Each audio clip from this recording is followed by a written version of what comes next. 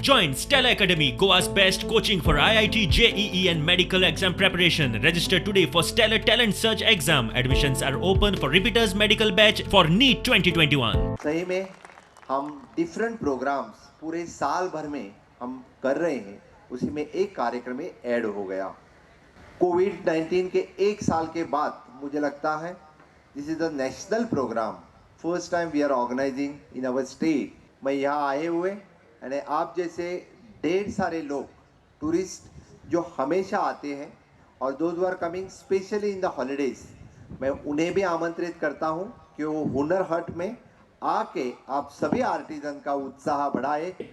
सुबह ही हमारे सारे आर्टिजन्स का थर्मल टेस्ट होता है, उनका टेम्परेचर टेस्ट होता है।